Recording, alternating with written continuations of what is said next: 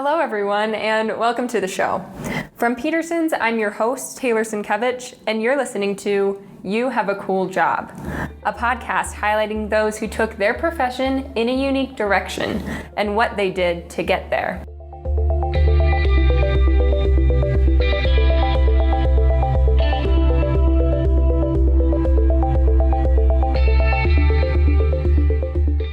On today's episode of You Have a Cool Job, we talk to Kate Anderson, who leads the engineering and modeling group at the National Renewable Energy Laboratory in Golden, Colorado.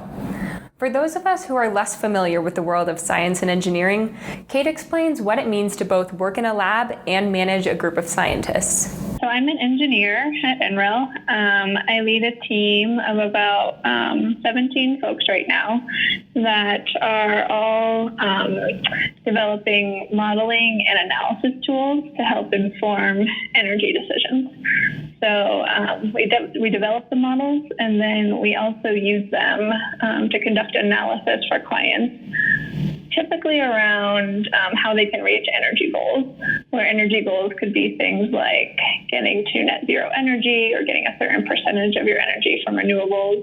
It could be simply reducing the cost of energy, or lately more and more people are interested in how they can increase the resilience of their energy.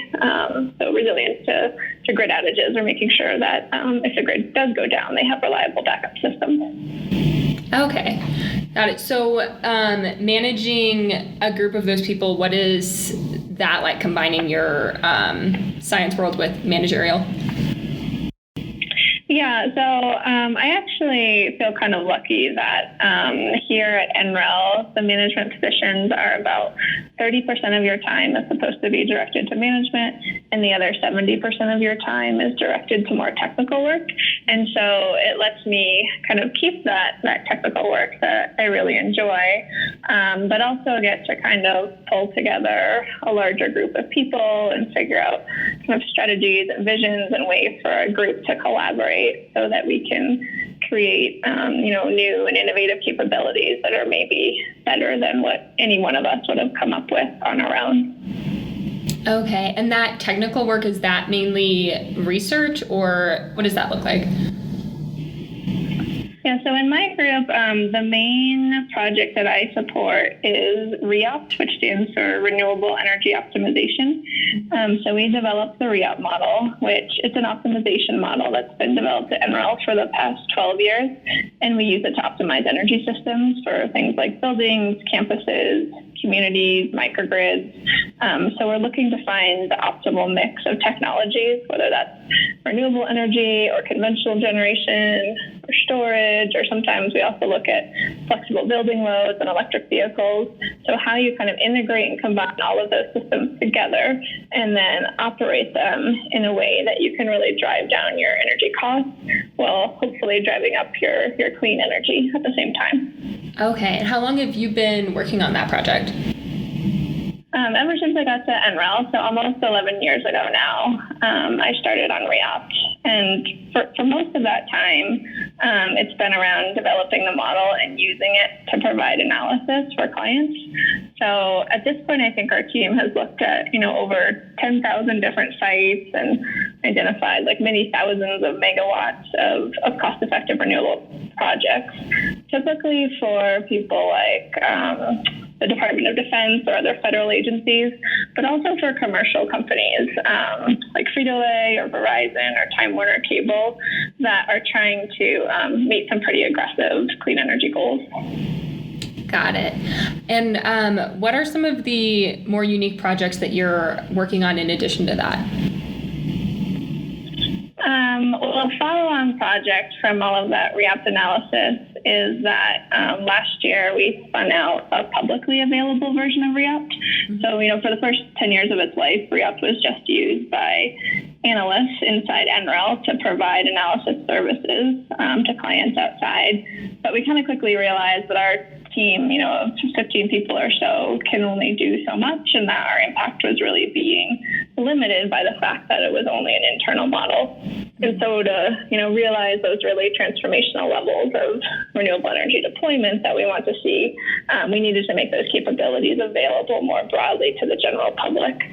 So we released a public version called Re-Up Lite that anybody can use at no cost. It's an online version, and so it allows users to optimize solar, wind, and storage for their site and find the mix of those technologies and the size and dispatch that minimizes the cost of energy for them. And so I think that's been really exciting just because, this is pretty complex decision analysis, and we've been able to format it and release it in a way that it's really, I think, empowering non-experts to be able to do this for themselves, so they don't necessarily need to be an expert or need to, have the funding available to pay an expert. They can do a lot of this analysis themselves through this online tool, which again, hopefully will really increase its impact. Obviously, a user-friendly way to optimize energy usage could make some major reductions in wasted energy. So I wanted to learn more about how this program works. So there's 3 required inputs. So you have to put in your location, and we use that location to draw lots of data sets around your renewable energy resource, like your solar resource and the wind resource at that location, as well as the potential utility rates that you qualify for. Then the user also has to pick which utility rate they're on. A lot of people think that renewable energy viability is driven by the renewable energy resource, and it is to some extent, but really a bigger factor when you're thinking about the economics of the resource is your utility rate and how expensive it is. Because if you have a very low utility rate, renewable energy might not be cost effective at all. But in a lot of areas that have higher utility rates, renewable energy is cost effective, even if you don't have a great resource. So that utility rate is really important. And then the last input is the building type. So we ask users to tell us, like, if they're say an office building versus an apartment versus a hospital, that kind of thing. And with those 3 inputs, you can get an initial estimate of what sizes of each technology would be cost effective for your site and how you would operate them. There's also 76 other optional inputs. And so the way that we've tried to make this tool accessible to non-experts is by populating all of those optional inputs with default values. So we draw on a lot of data sets and did a lot of research to come up with good default values, but a user can change any of those if they have better information specific to their site. It turns out Kate actually had a fairly dramatic change in careers, working in the Air Force for 8 years prior to coming to NREL. I asked her about this switch and her sparked interest in renewable energy. Yeah, so I actually started off in a completely different field. I got my undergraduate degree in aerospace engineering. I had an Air Force ROTC scholarship, which means that the Air Force paid for my undergraduate degree at MIT, and then I owed them 4 years after that degree in the Air Force to kind of pay that back. And so going into MIT, I wanted to be an astronaut, so I decided to major in aerospace engineering. And then when I went into the Air Force, I was launching satellites and doing missile defense tests for the Air Force, which is a great job and really exciting. And we got to travel to a lot of really cool places and launch sites and sit in the control rooms and be a part of those launches. So I found that really exciting. But at the same time, I also kind of started to think that there were a lot of issues here on Earth that maybe needed my attention, and I got more interested in green building. I was stationed at Kirtland Air Force Base in Albuquerque, New Mexico, and New Mexico has this really long tradition of green building and kind of interesting building styles, like adobe buildings. They have a lot of straw bale buildings. They have whole earthship communities.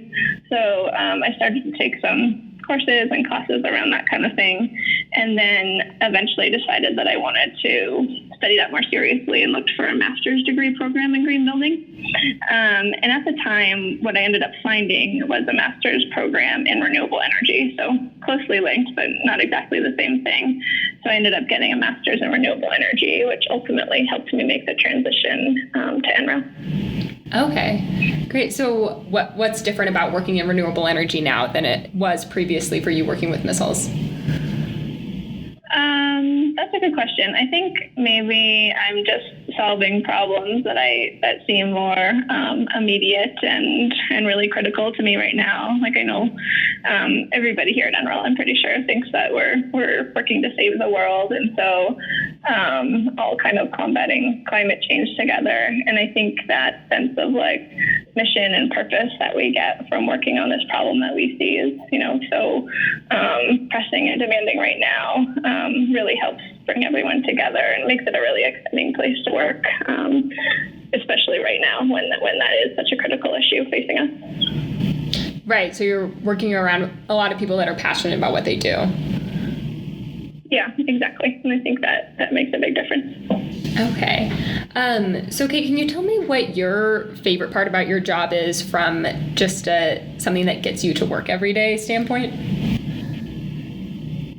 Yeah, I think the best thing about my work is just the people that I work with, kind of building on what I said previously. Everyone's really passionate about this, really smart, really excited to be here. And so it's hard not to love, coming to work every day and getting to see those people. I think also what I like about my work is that we interact quite a bit with folks outside the lab that are trying to figure out how to actually implement these systems in the real world. And so it's not that we're just working on these theoretical problems or theoretical models, but we're actually working with clients that are trying to do these things, to install solar and storage systems and electric vehicles and really efficient advanced buildings. And so it's really fun to get to see both the challenges of that and then also figure out how to overcome those challenges. Right. No, it sounds like a little bit of consulting in there too, since you're working with those clients, you have the face-to-face time along with the technical work and your managing side of things. Yeah, absolutely. I think, my role at the lab or the group that I work in, we're probably the most outward facing. So we do get to interact with the outside world probably more than a lot of others. And the goal of that is just to learn about how these technologies are working in the real world and then bring those lessons learned back to the laboratory so you can, feed back those lessons learned and help the researchers understand the improvements that need to be made in the technologies. And, oftentimes it's not even technology hurdles that we're trying to overcome. A lot of times there's policy or financial barriers that are holding things back that really need to be addressed in addition to the technology. Kate, what are some, I know you talked about how you feel like the NREL feels like they're saving the world in some ways. What are some things that you're excited about moving forward or some new ideas that you might have? Yeah, that's a great question. I think, 10 or 11 years ago when I got here, we were really thinking about where renewable energy could be cost effective. And, there weren't always that many places back then. And now, it's cost effective in many, many places. But a lot of times it's very competitive with utility prices. And so you've seen this really growing deployment of renewable energy. And that's super exciting, but also brings kind of new challenges and new problems. And so as the penetration of renewable energy on the grid grows, you have to think about how you can bring in other systems like flexible building loads or energy storage or electric vehicles and how all of those things operate together. So that's really where most of our research is focused now, is on those really integrated systems that aren't just the utility grid or just the utility grid and a little solar panel over here, but really include all those diverse systems. So how you all make them work together and how, by bringing in all those things, you actually end up with a more cost-effective and a more reliable energy system than you started with. Kate has been able to see the renewable energy field grow and change over time and finds meaning in her work as she works to combat climate change. We hope you're inspired by Kate's story to find your meaning too. Thanks for tuning in. We'll see you next week.